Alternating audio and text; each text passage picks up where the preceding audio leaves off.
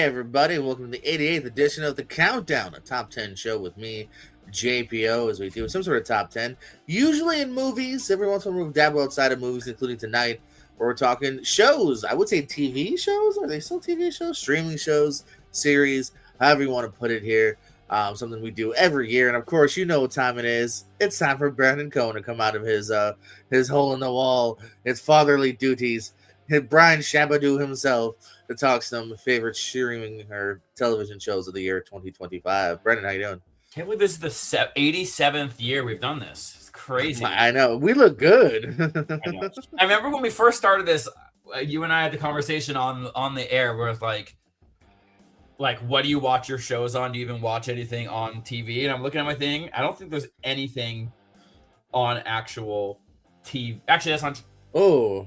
It's like HBO Max, that's all I got. You could argue maybe because it's still on HBO, right? I think. Yeah, I got no NBC. So I have one honorable mention that is what you just said, HBO/Max. Everything else is streaming. Yeah, I've been a champion before of things like Ghosts and Abbott Elementary is always usually pretty fun, and that's about it. Yeah. CBS isn't. Oh, except for Ghosts. CBS is usually a channel I don't think about. Even Fox stuff on Hulu, I don't necessarily always get to either. Shout out The Floor. I watched a lot of The Floor this year. Yeah, that's Fox. fun. Yeah. Shout out Rob Lowe. But that's Yeah, I know you're watching Rob Lowe, Chad Lowe, Swing Lowe. Well, before we get into our top 10, though, Brandon, what's right outside your top 10? What's in your honorable mentions? Honorable mentions. I'll say Righteous Gemstones kind of fell off, even though I love that show. Baby Billy is one of my favorite characters ever. It just kind of fell out just because I thought the last season was good, not great. Squid Game, I was talking to Jordan. I don't remember what season actually came out this year because they did the end of last year or end of 2024, so it's just kind of blended together. I remember liking parts of it. The English talkers are just terrible on that show. The Bear, I thought it was back to being good this year, but there wasn't really room for it. Tires, I wanted to put it on Squid Game would be only season 3 to count. Yeah, and I thought it kind of blended. I thought season 2. I thought there was some good stuff. It's December. Yeah. Tires, I thought it was really funny. It's just I loved it. I thought it was even better than season 1. It just missed it though. And Big Mouth ended. I thought it ended great. Again, it came out so long ago that I just kind of forgot about it. And I never finished The Last of Us, so I pulled it off my list because I didn't feel good about keeping it on there. Damn, there's only so many episodes. Go finish it.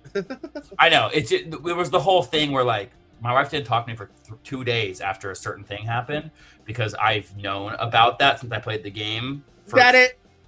For 3 years, and she was like, "Why didn't you tell me?" So I need to I only played part of the first one, so I did not know either. You must have played 45 minutes because it only happens an hour. Oh, well then yeah, because I didn't get that far. Yeah, I know about the original daughter. I knew that was gonna happen and whatnot, but yeah. Let's see. For my honorable mentions here, I have Rhett and Link's Wonder Hole. Oh, I never watched that. Yeah, so just some clarification. I saw the trailer. Yeah, so it's Rhett and Link, who are one of my favorite YouTubers. Pretty big. I'll watch them in the mornings. They upload something, almost every day during the week. And it's a very, good, just fun YouTube show. This one starts off like it is a YouTube show. It'll be we're gonna spend, a whole day on this tiny raft, or we're gonna try to go without sleep. But the thing is, it's a scripted show, so it always levels up. Rainn Wilson's in an episode about a cult. It's an actual show based on what a YouTube series is trying to be. So it's actually quite unique and fun. We're checking out. Number 14, The Rehearsal with our boy Nathan Fielder. Almost a Nathan Fillion. I kind of just got a little more serious, but still really super interesting. I'm always down for anything Fielder does. The Return of King of the Hill was fun. Not that they found a good way to come back with this series. Severance is right outside of my list here. I dug it. I just felt a little more convoluted, a little less intrigued than season 1. And then I also do have Cobra Kai right outside my list here. It's again, fun show, easy to watch, but I do feel like I'm glad it ended because I do feel like they were kind of rehashing things to a degree. What you got at number 10? All right, so number 10 is one of my favorite shows of all time, if not my favorite. But I never included on these lists because like the seasons are always kind of hit or miss. There's some good stuff here, but I thought this year was a return to form for It's Always Sunny in Philadelphia. I thought this was a great year. You start off with one of the funniest episodes they've done in a long time with Mac and Dennis, our paramedics. It is absolutely incredible, that episode. One of maybe top 20 episodes, top 10. I don't know. I need to rank them, but fantastic. And then you have Frank being the Golden Bachelor for the final 3 or 4 episodes, and they kind of do a through line. I like when they do those little through lines, and they have kind of storylines. They did a couple years ago, was really good with the Charlie going to find his dad in Ireland. I thought that was good. So I like when they do those kind of continuous. I thought the Abbott Elementary stuff was good. I can't remember which one I thought was better. I think their episode was better than the Abbott episode. But yeah, there's some really good stuff. You have the kid from Hereditary shows up in an episode. It's just an absolutely, I think, a return to form for them. Thought they're really on top of their game this year. So really happy that Always Sunny is on. Yeah. Good season. Yeah, I didn't have my list here, but yeah, looking back on it too. Yeah, even the last episode that has a little bit of more heart than it's almost ever had with Danny DeVito. Going back to Carol Kane. And also too, shout out. I think we got to send out a quick love to Charlie's mom in real life. Not Charlie's real mom, but the mom that played Charlie's mom did unfortunately pass away here too. She was a great guest star. Coming in number 10, we're sticking with comedy. You had it in your honorables. Tires, man. Shane Gillis' show on Netflix has returned. I agree with you that I do think it like a lot of comedies, or even a lot of season 1 to season 2s, even funnier than the first one here. You get to expand a little bit more, maybe a bigger budget. So kind of like It's Always Sunny, they brought in a veteran actor, this time Thomas Hayden Church. It's pretty funny as his dad. Again, I just really enjoy the relationship between him and the main guy who's trying to run the place. And like I said, I just thought it was a continually pretty funny show. One of those comedies that I kind of quickly binged because I was enjoying it from episode to episode. And also shout out to Stavros, who was in Begonia. That was a surprise. I forgot he was in Begonia. What you got at number 9? Number 9 is a show that I believe you and I might have had one at one point in past years, but I thought it fell off a bit. I still really enjoyed it. I have Peacemaker at number 9. I thought that while I enjoyed this season, I thought it was a major kind of fall off from season 1. Season 1, I was championing John Cena's performance, him dealing with the loss of his brother, him dealing with his father, and all that I thought was fantastic. This, while it had some of that, I feel like they should have pushed harder on it, because especially with the way they went with his brother, they should have pushed even harder on it. But there was just too much in it that just didn't really make sense to me. I like Vigilante.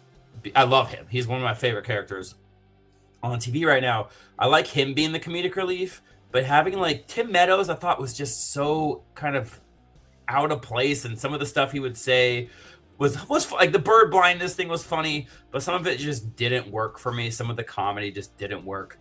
And what I loved about season 1 was action, comedy, heart-wrenching. Like it kind of did it all for me. This I felt like was just a little too silly and didn't hit those highs of season 1 for me, but still very enjoyable show. Would like to see, hopefully they keep going. They have a really pretty good cliffhanger, so I'm guessing they're going to keep going, but hopefully they kind of, I don't know, figure out the tone a little bit. I thought the tone was a little bit all over the place this time. I don't know, dude. I think it's absolute bullshit that you have it at your number 9, but anywho, my number 9 is Peacemaker. I was like, legitimately 1 to 9. I didn't change it. At all. I swear to God, it was my legit 9. I was like, well, I know it's in the 9 to 7. I was like, oh, it's number 9. Yeah, so obviously still top 10. So obviously we both still do enjoy it here. But yeah, like I kind of felt like, again, like some shows that it felt a little torn in. Like I wanted to kind of focus on the brother thing here. That's kind of left as a cliffhanger, just to then go to the portal stuff, which is cool. But like, I'm afraid, like, are we gonna get back to the brother stuff? And yeah, I like Tim Meadows. Sometimes the character is a bit over the top here, but there's still a lot of great moments there. I like the Cheeto eating guy here, his kind of turn. with him and the other one of the lead actresses in this. I think there's some really great acting moments in this. Like I actually would have loved if Cena had been nominated for like a Globe or Emmy, because I do think the performances are really great though in this show for the most part. The acting wise, I think Cena gets to show some chops, even when it doesn't necessarily, the story isn't all kind of cohesive to a large degree here. Yeah, so I also felt really bad for Robert Patrick, but no, yeah. So yeah, Peacemaker's still really good, but yeah, like you said, maybe a bit of a fall off from it being a top of the list to almost not even making it to a degree. Yeah, and they needed to like decide whether or not are you gonna do the Robert Patrick stuff or are you gonna do the Frank Grillo stuff. I feel like they kind of split it, and neither of those storylines really got to like breathe. So yeah, it was too much. And from one superhero to another, we're going Daredevil. What's it called? Begins? Daredevil. Born Again. Is it okay? Because I didn't watch Born Again. Yeah. Love the Netflix versions, and I really, really, really did like this version as well. I think I really like the Mayor Kingpin stuff. I love seeing my boy John Bernthal anytime on screen, especially as the Punisher. It was a little low just because it felt like they kind of knew they were doing season 2, so it kind of felt like it didn't really end because they kind of just set it up for season 2. But some of the stuff I feel like they threw in there because they had those reshoots and like, oh, we needed to connect it more to the Netflix stuff, like the Foggy stuff. So I thought that was a little off. But again, Charlie Cox does a good job. What's his name? Why am I blanking? Kingpin. D'Onofrio. Vincent D'Onofrio is fantastic in this. I just really enjoy this character. And again, just some of the best action in Marvel comes out of Daredevil, and it's just so good. It's not full of CGI. There's some amazing action moments, amazing like jaw-dropping moments. I like the courtroom stuff in this. I just love the darkness, and I really, really like the show, and I just want to see more and more and more of it. Yeah, no, I don't know. I don't know why I've slipped on it. I love the first couple seasons of Daredevil, so yeah, not a surprise there. Who had a really good year? Seth Rogen, and I'm not even necessarily talking about the show you might think I'm talking about, because he had Platonic out as well this year over on Apple Plus. Yeah, it's fully out, baby, and it was really good. If you like the first season here, he's buddies with Rose Byrne, who was his wife in the Neighbor show. Rose Byrne's also having a great year, by the way. Recent Golden Globe winner. They're legit just buddies here. She's married. He's kind of this fun artist drinking guy in his 30s. At one point, I think he have really blonde hair, I think, in the first season here. So he's kind of figuring out his life. She's also kind of figuring out her life too, kind of midlife crisis a little bit here, stagnant with her job and trying to find out what to do. And again, just, good, just written dialogue here. The stuff between her and her husband's pretty fun. He's also kind of figuring out himself as well here. I like that they have kids, but you barely see them. That's what I enjoy. They're there, but they're not the focus of the show. It's more about these adults living their lives here. Good segue of him almost getting married at one point this season. Oops, spoiler. And just Platonic, the show. I really enjoyed season 1. I'm glad we got a follow up in season 2, and it's it matches the season in my opinion here. Maybe a slightly less than season 1 as far as just joy and laughter, but still really good that I enjoyed. Seth Rogen, by the way, I had a third show. So Sausage Party also came out this year, season 2. Oh yeah. so if I did TV trivia, that would have been my question. Well, what 3 Seth Rogen shows? What do you have at number 7? I don't remember. Oh, sticking with Apple TV, we're going Slow Horses, a show that kind of slips my mind every time because they shoot every episode or every season back to back. So like they launch them. I think they might even do 2 a year, and they're so short, but they are so goddamn good. They kind of blend together, but it's a weekly show you watch and you just want to know what's going to happen every single time. Only downside is, again, like I said, they do kind of get a little samey each season because it's just kind of another case that they're trying to crack. But this season I thought was one of the better ones. I really, really enjoyed this one. Gary Oldman still on top of his game. I thought this one had some pretty kind of shocking cliffhangers and twists and turns that they took. So I thought this is one of the better seasons that they've had. But if you're not watching the show, highly, highly, highly recommend if you're looking for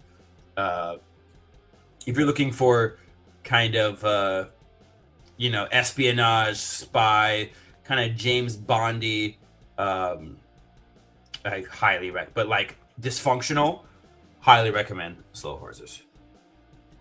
Yeah, I've always And thought they about it. and Yeah, they end the like, good season stuff. with a trailer for the next season because they like just do it like That's cool. yeah. But they have faith in it. I like that dude from Ted Lasso. He shows up in a couple episodes. So yeah, no, I've always thought about it because I like Gary Oldman here. So yeah, that might be something I have to check out soon. Coming in my number 7, you again honorable mention from you. I got Righteous Gemstones, man. I at least very loved how it ended. I thought it ended. I like it. Yeah. In a very apropos way here between John Goodman and the more recent guest star, Megan Mullally. There you go. I knew I could have her, guys. I've just been watching her as Nick Offerman's ex on Parks and Rec, and they're married in real life. But yeah, so I thought that was kind of really well handled here. The kids do get annoying at times, though, as they always do, but sometimes in a really fun way here. There's also some monkey troubles, if you will, get it, because there's a monkey in it. And yeah, I thought Goodman was kind of the breakout, I think, of this season, but still really fun. Also, the transition of Adam Devine's character kind of learning about himself. And yeah, I don't know, maybe because I think the ending very landed for me, and I definitely want to show some love for Righteous Gemstones. I know HBO loves Danny, so I wouldn't be surprised if he has a 4th show popping up on HBO at some time. I hope it's just a full-length Teen Gist. Give us Teen Gist. No, don't do that. What you got at number 6? Number 6. Again, years are long, man. It seems like it was so long ago that Andor was on TV. But yeah, Andor. This show is. They didn't want to blow it, so they kind of just wrote it into 2 seasons. And because of how we know where the character goes, they kind of wrote themselves into a corner. But I kind of wish they kind of took their time with it because this show is so good. This season is it's pretty fast paced. Every couple episodes, they kind of jump a couple years or a couple months, whatever it may be. And it's so good that I wish this was 4 times as long. I wish they took the first 3 seasons or 3 episodes and made that a season. And then you have the other stuff with the rebellion and one of the most shocking scenes is when there's an action scene during a protest, and it is so shocking. And I got a new sound bar right before I watched that, and it was like my favorite moment watching TV was watching it on the sound bar because it sounded like it was just a sound bar, but it sounded like I had blasters coming over my head. It was freaking awesome. I blasted that shit. It was just one of the best kind of 4-episode runs to end this thing. It was so good. I just kind of unfortunate that they just didn't hey, this is we're gonna jump 3 years. Let's just make this a season. They could have made this one season of television could have been 3 seasons because there was so much in here. And they could have let it breathe even more, but it's still some perfect TV in here and some of the most amazing Star Wars that we've gotten in Andor season 2. Nice. Yeah, I've heard a lot of good things about that. Your aforementioned honorable mention. I got Squid Game on my list at number 6 or season 3 here. Yeah, season 2 is definitely a come back soon.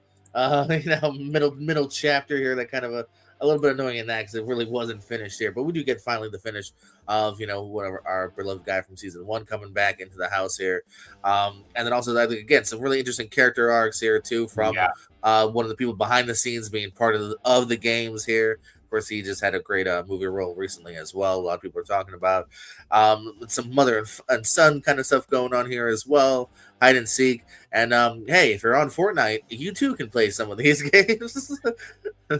I've been doing that with Papa West here because Brennan doesn't play anymore.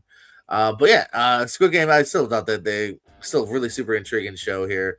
Not sure, where else they can go outside of just now coming to a different, country and whatnot. Yeah.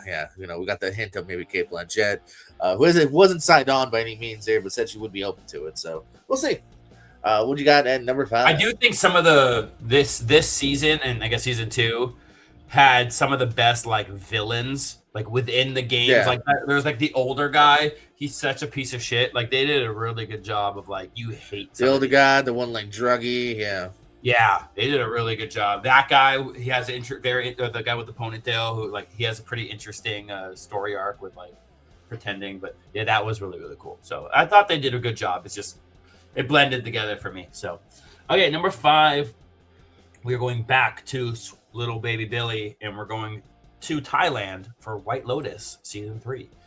The definition of a slow burn, but I love it. I love the way Mike White writes. I love these pieces of shit that you hate. Every single one of them I like. The ones that are good, you can see them being completely corrupted. You know, there's so many people to hate, nobody really to love on the show, and I love when it just feels like this show feels like kind of like season 1 of The Last of Us did. This show just feels like an event. Like, oh, and we were like, where's it gonna happen? There was like theories. I'm watching it week to week, so there was like theories on what's gonna happen. Whose body is that? I like how they always start with like a body, like who is it? And it's just all that. So yeah, really, really like this season. Probably I think it goes 1, 3, 2 for me so far. But just some of the like seeing a lot of the theories afterwards were like, if you look at, you know, this shot from this shot, you can see that they were foreshadowing here, and just some really, really, really good stuff in this show.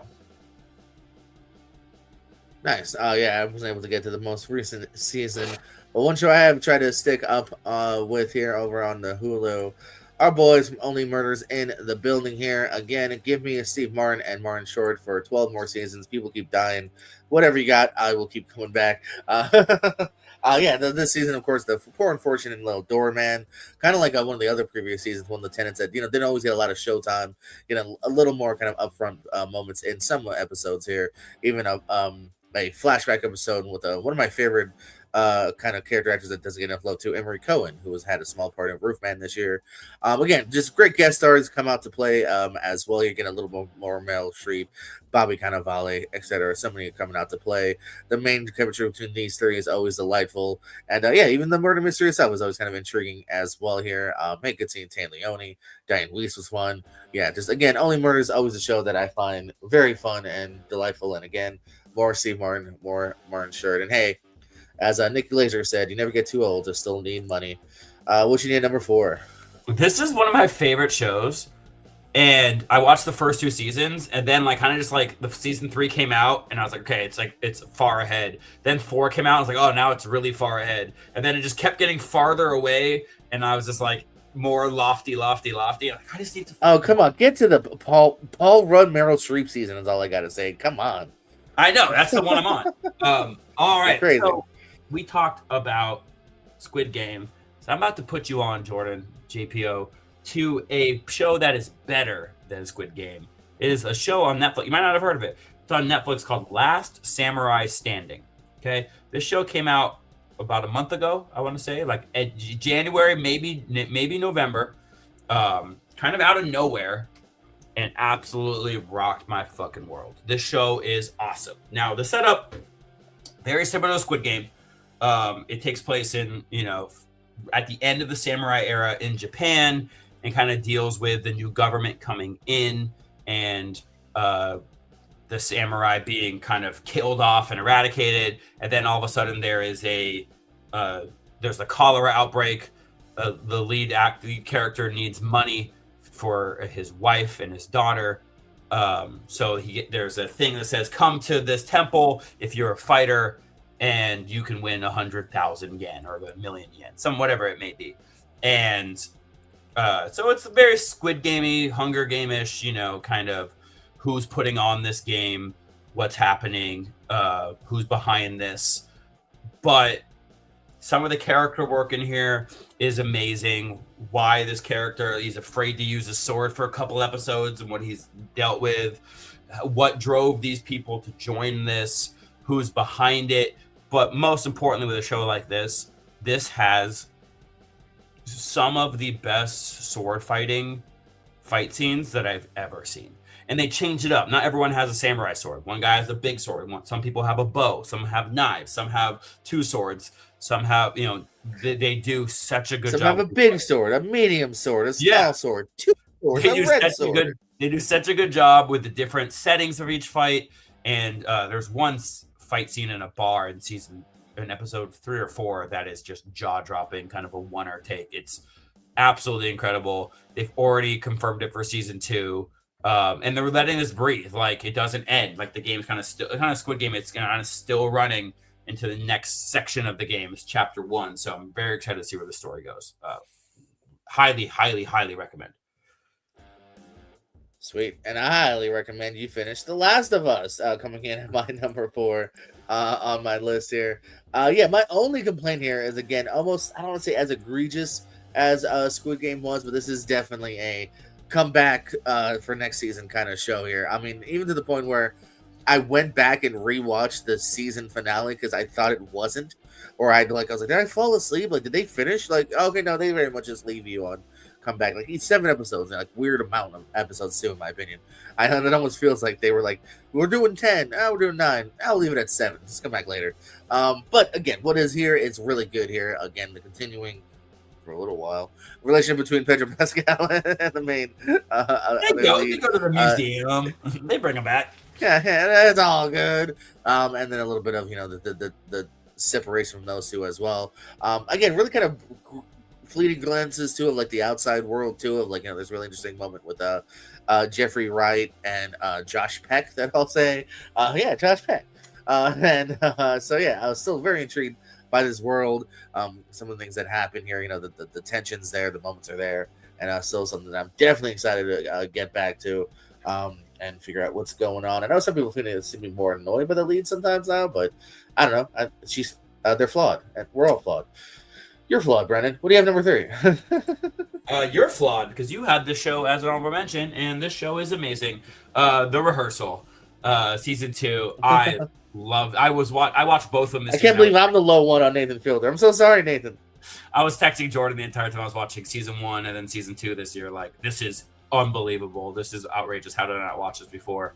The episode where the Sully episode alone is maybe the best episode of television this entire year, where he dresses up and does the entire life of Captain Sully Sullenberger, and then blanketing it with Bring Me to Life by Evanescence. It's just one of the most jaw-dropping, most incredible, the fact that he actually flew, like, it's just unbelievable what he pulls off and what he does in this. And I liked how this one had a lot to say, and it dealt more with, like, why, the government, and why are they letting these pilots, and then the training, and then even psychologically dealing with that. It's just absolutely brilliant. And I just loved, the check they just gave him, the fact that they just gave him a blank check. I was like, do whatever you want. You want to get your license and fly a plane? Like, the finale is just unbelievable. This show is just so good, and I can't wait to see where he goes next. And I love that we have no idea where he's going to go next, what he's going to do next, but it's going to be insane. And the fact that, like, he was on, like, Fox News and CNN afterwards, like, promoting the show, but really, like, promoting actual, like, training for pilots, and, like, actually, like, promoting what he's fighting for, and like the activism part of it. So thought that was just so good. It's truly one of the most unique, awesome shows out there, man. So yeah, much love to The Rehearsal. Yeah, Steven, It's Always Sunny, man. That show's never gonna die. Come on, get on it. Coming in at my number, we're at 3. Lady Gaga's favorite show, Poker Face. Natasha Lyonne. Hey, man, again, I always say, if you had said back in 1999, fast forward the year 2026, Natasha Lyonne and Jennifer Coolidge are going to be the talks of the American podcast. I don't know if I would have believed you, but I believe you now here, because she is great as our girl Charlie here, who has the very peculiar superpower of knowing when you're bullshitting. In fact, she'll literally look at you and go, bullshit. And one of the definitely coincidences that everywhere she goes, she usually runs into some sort of murder or injury. But you gotta go if you can roll with that. If you can roll with that, you're gonna have a lot of fun with this season here. Again, I am a sucker for just fantastic guest star after guest star after guest star. Whether you're hanging out with David Krumholtz, whether you're hanging out with Method Man, Cynthia Erivo kills it, Katie Holmes, Giancarlo Esposito. You'll see it from the trailer. A little more Simon Helberg, where he's been since Big Bang Theory. Always intriguing to see how she can come around. The Ilya Shawkat episode is real great. Some real good back and forth there, with the intrigue of what happens in that case. Yeah, this show again continues to impress. Really fun stuff. Again, I probably even left off another 5, 6 really cool guest stars just in a row. Kevin Corrigan, yeah, again, smartly written written and produced partly by Ryan Johnson. So again, kind of that intriguing, Knives Out style of what's going on here. Again, Sam Richardson, Simon Rex, Carol Kanigan. Hey, Carol Kanigan, great guest star this year. John Mulaney. So yeah, check out what is this called? Poker Face. I was gonna say Lucky Stiff. I don't know why. But yeah, John Cho's great. Like literally, there's so many every episode. Just like there's sometimes anywhere from 2 to like 4 just awesome performances here. The back and forth of John Cho episode is fantastic as well. What do you got at number 2? Number 2, I have a show that season 2 just aired last Thursday. I'm excited for tomorrow's episode. The Pit. This was my number 1 of the year, or of the midway point. I lowered it down to number 2. Still absolutely an amazing show. Another show that's we watch weekly, and I love the way it's shot, how every episode is another hour of a 15 or 13-hour shift, and it's just jaw-dropping. The characters, the character work that they do, and kind of the emotional toll it takes on them, and seeing that. This is the season 2 trailer, but that's cool too. That's fine. You get the gist. Well, it said a few months ago. It's from this year. What? Is this not from this year? This is season 2. Season 2 just aired. Yeah, aired. Yeah, but from 2025. Season 1 2025. Season 1 debuted in like 2025 of like March or something. But season 2 just aired last week. Oh, whatever. I'm showing stuff in 2025. People are still in there. They're still in a hospital. People are still dying. People are still bleeding. But yeah, it comes with like a major kind of trigger warning. Like if you're triggered by blood, by death, by anything like that, I highly recommend like kind of maybe stay away from this show because it is intense. Like there's an episode where a girl has a baby and they like built a fake vagina and like they showed everything happen. It was pretty crazy.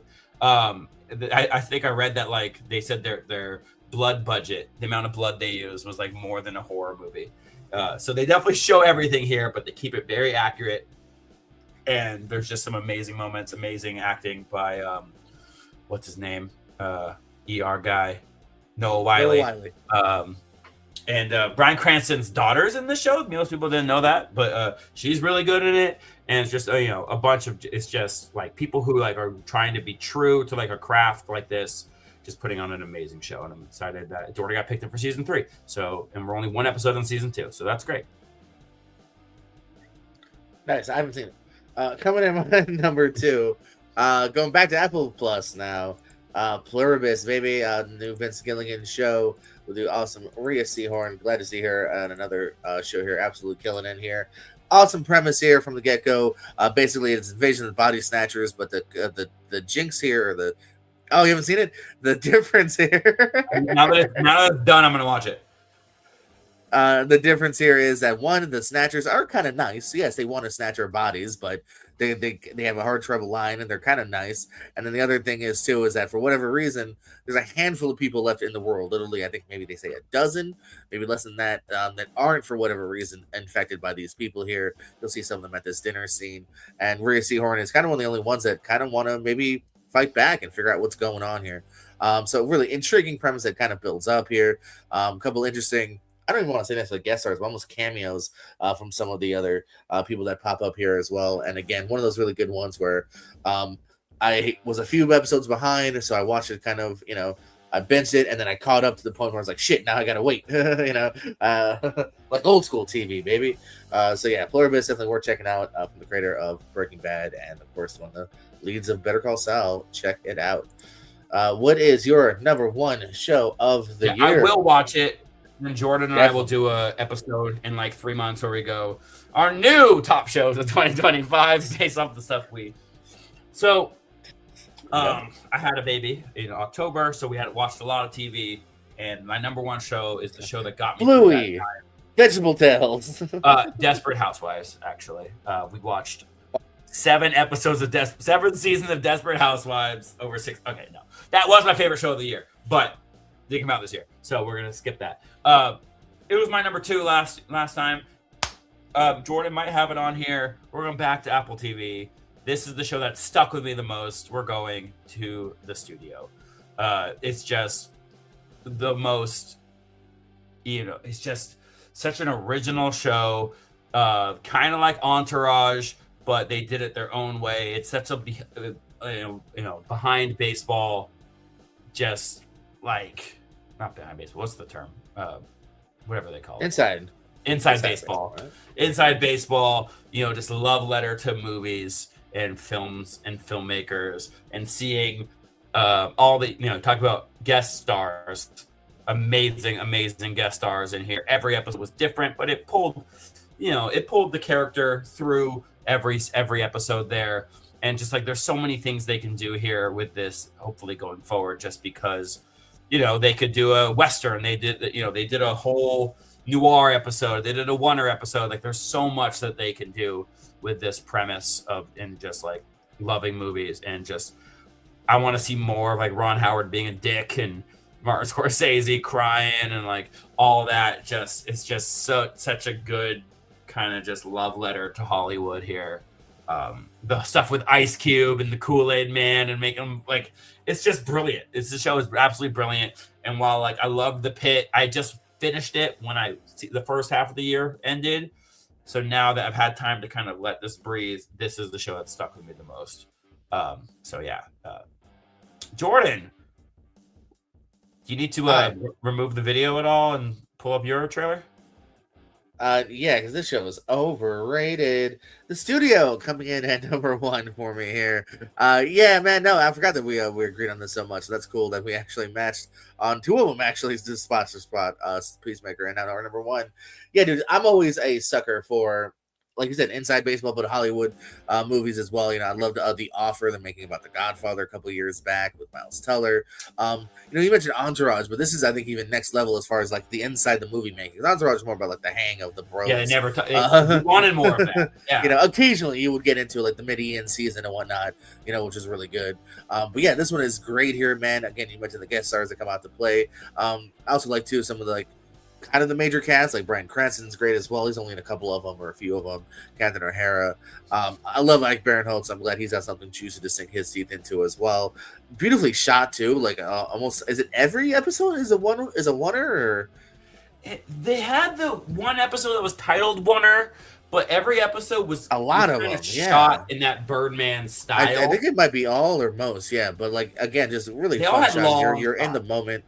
Yeah. I mean, because like the fact the one that's about the Oneer is great, as it's Sarah Polley, whoever is the director playing the director, just like Ron Howard as well. Here got the drug episode with Franco and whatnot. After they show his trailer, which is a movie I'd want to see, Zac Efron, and yeah, just really fun, really great here. Another one that I was episode to episode with. I think I have a hard time too now because it's streaming.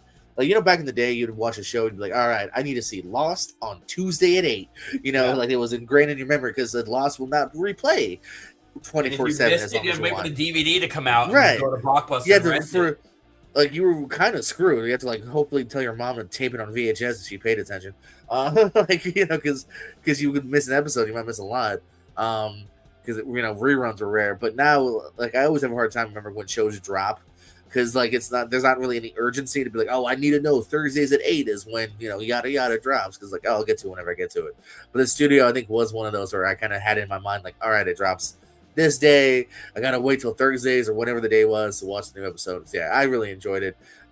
As well here. It's funny dialogue. Super looking forward to season 2. I believe Rogan, who won the Globe, talked about how they're actually going to start filming soon. So that's happening here. The Kool-Aid Man casting as they're trying to figure out how to cast it diversely. It's a great talk. Yeah, the whole thing was just a real joy to watch here. So yeah, the Studio, a lot of fun. We both agree on that. Brandon, you want to go through your 10 one more time for the fine folks at home? At number 10, we have Dynasty. At number 9, we have Dallas. What? At 8, we have The Young and the Restless.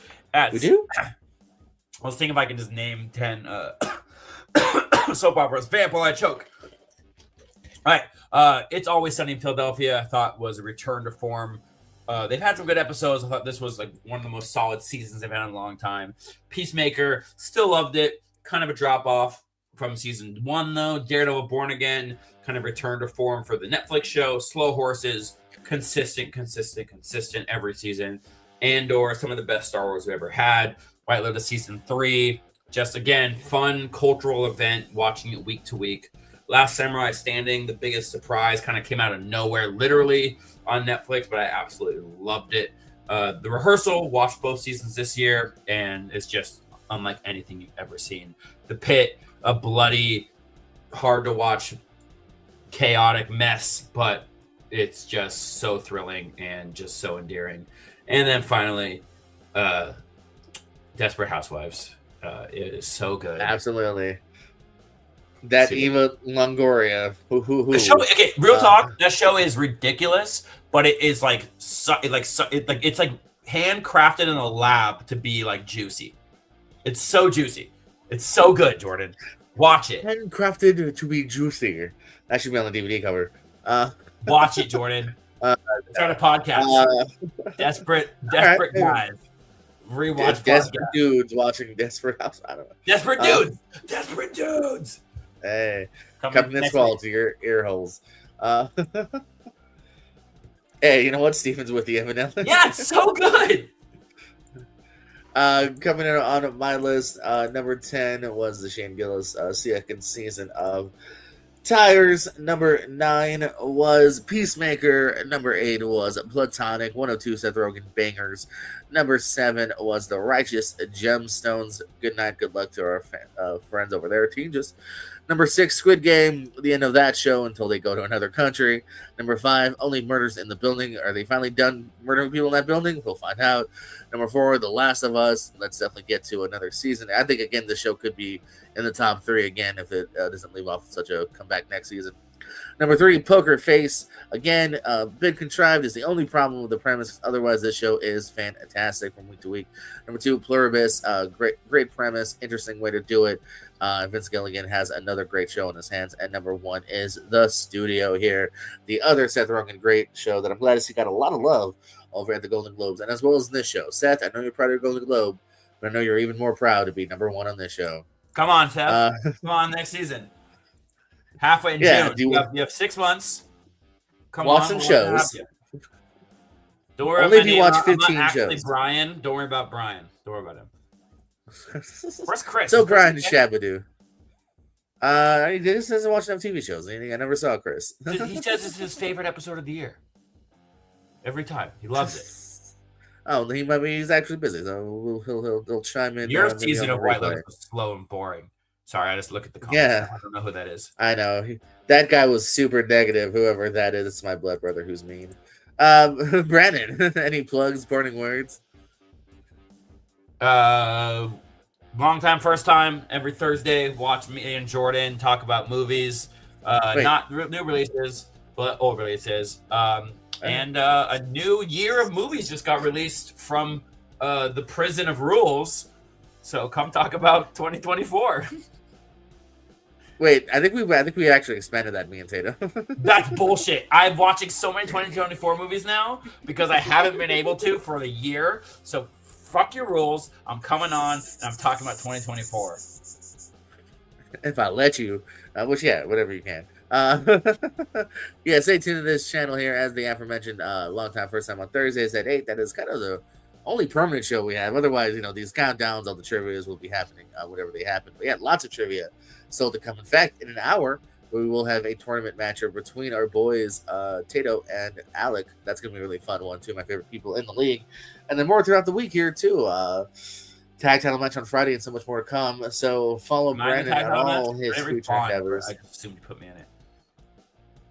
No, because you didn't respond. I just thought that you might have like Brandon should be in this with Jeremy or Well, no. I'm like, hey, you know what? For Brandon, for everyone else, thanks for watching. And hey, we love you more than ever.